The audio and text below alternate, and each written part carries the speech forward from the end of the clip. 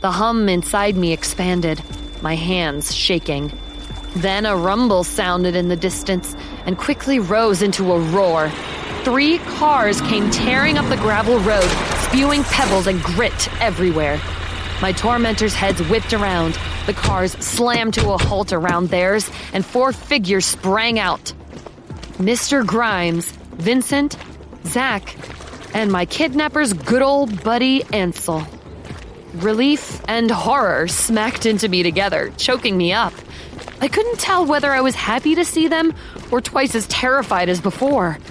But I didn't have much time to debate the issue with myself. My 4 self-proclaimed protectors didn't waste time hashing things out with words. They lunged at Ansel's friends, and then things really went crazy. Vincent, scrawny, nerdy Vincent, who'd somehow gotten significantly less scrawny in the past few days, slammed into the guy who'd spat at me with a 1-2-3 flurry of punches that left the guy's lip split and his eyes swollen shut like he'd just gone through a 4-hour torture session. The guy wheeled around like he was thinking of escaping by jumping into the lake like I'd been considering a moment ago, and Vincent helped him along with a kick in the ass. He hit the water in a clumsy belly flop. Mr. Grimes slashed at the leader of the bunch with a handful of little barbed whips. Old fishing lines he must have grabbed from near the fishing shack, I realized. The tiny rusty hooks caught on the guy's nose, forehead. Look what I caught. Mr. Grimes had a broad grin.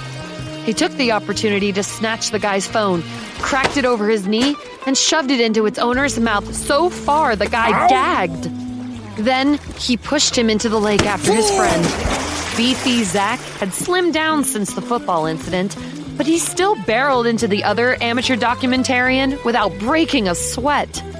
He heaved the guy right over his shoulder and swung him around so his head smacked into one of the dock posts.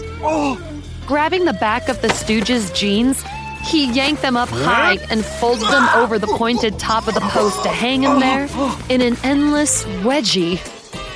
And Ansel, dear old Ansel, whom my kidnappers had been supposedly defending, bounded into the fray. He yanked the stick from the last guy's hand to ram it against the guy's throat. While the prick sputtered, Ansel kneed him in the back so hard his knees buckled. Then he brought the stick down on the guy's head hard enough to split it in half. Then he held the pieces, as if considering stabbing them into his opponent's temples to turn him into some kind of grotesque reindeer. I'd stood frozen at the end of the dock during that entire barrage of action. I found I couldn't quite bring myself to care about anything that fell short of literal murder. But somehow, in the back of my mind, images of cop cars and the guys in handcuffs were flashing like a siren. And I didn't want that. No! Don't kill them! It'll just make everything worse. For you, not just for them. Ansel glanced at me and hesitated. Next to him, Zach sneered at the guy squirming on the post.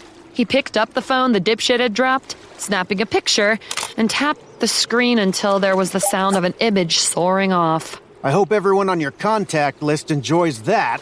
Ansel settled for wrapping the sticks on the guy's head like he was performing a drum solo. Got a headache?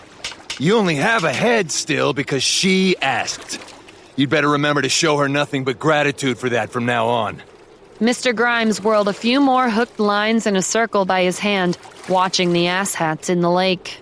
Should I see if I can hook some bullyfish and hang them out to dry? We don't have to kill them ourselves. We can leave them on the verge and let nature take its course. No. Just tell them to get out of here. You've hurt them plenty already. Mr. Grimes glowered down at them. If you're gone from my sight in 10 seconds, I won't decide I'd rather listen to my gut than hers. They splashed and staggered out of the water, bleeding and swaying.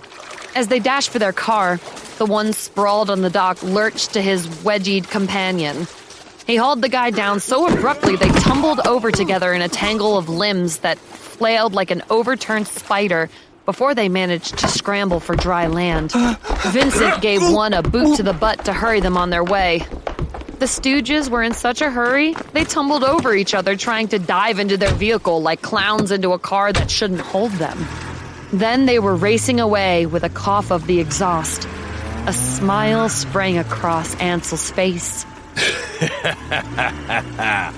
That felt good.